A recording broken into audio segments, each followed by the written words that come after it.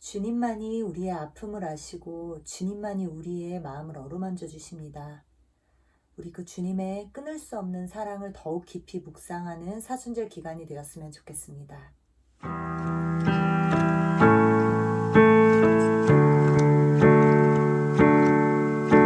주 사랑이 나를 숨쉬게 해 세상 그 어떤 어려움 속에도 주 은혜로 나를 돌보시며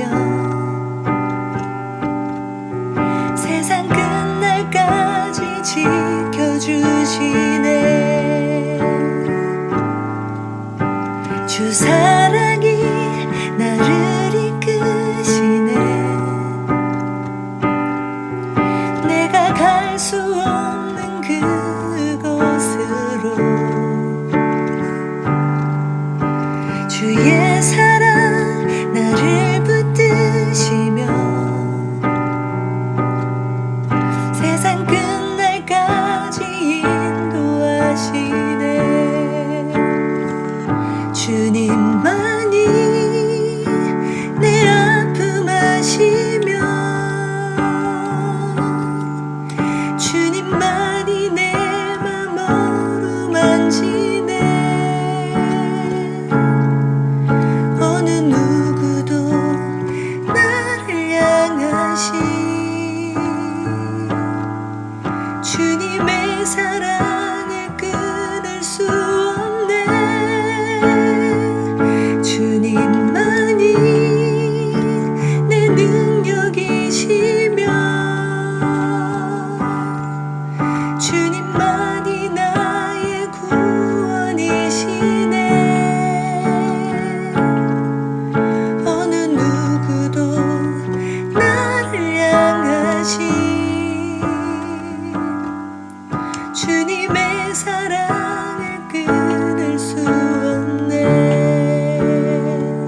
주님만이 내 아픔 아시며 주님만이 내 맘 어루만지네.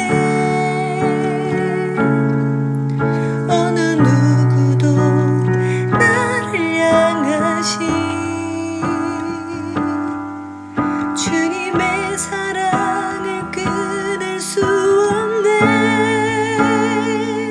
주님만이 내 능력이시며 주님만이 나의 구원이시네. 어느 누구도 나를 향하신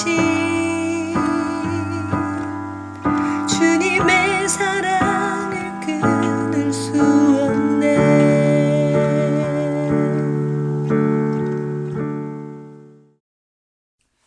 네, 오늘 말씀은 누가복음 18장 18절에서부터 30절까지 말씀입니다. 좀 긴데요.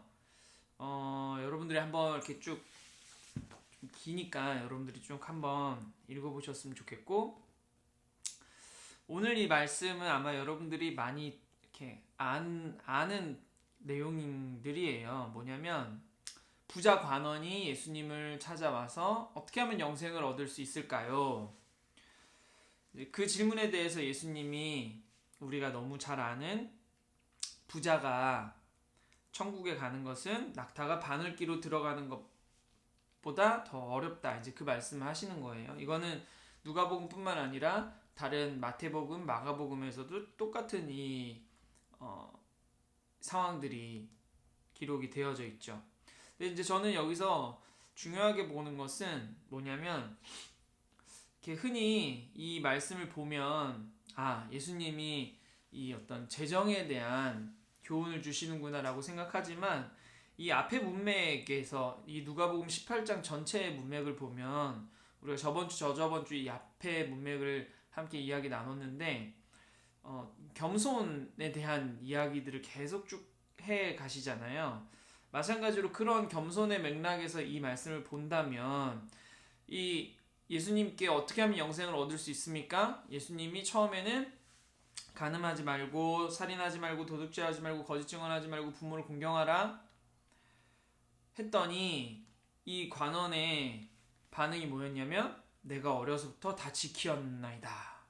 그러니까 어떤 이 자기의 이 행실에 대한 부분들에 대해서 굉장히 자신감이 있죠. 그리고 자기는 그런 행실에 대해서 완벽하게 지켜왔기 때문에 영생을 당연히 자기에게 영생이 주어질 거라는 어떤 이런 약간의 교만함들을 가지고 있다는 거예요. 거기에 대해서 예수님이 저는 약간 좀 그런 뉘앙스예요. 예수님이 그 사람에게 요거 봐라. 그래, 그럼 네가 제일 하기 어려운 거. 자, 그럼 네 재산을 다 팔아서 이웃들에게 나눠줘라. 이러니까 이제 덜컥 관원이 근심을 하고 돌아가죠. 여기서 이제 이 가장 중요한 이 오늘 본 본문에서 가장 중요하게 생각하는 것이 27절 말씀입니다.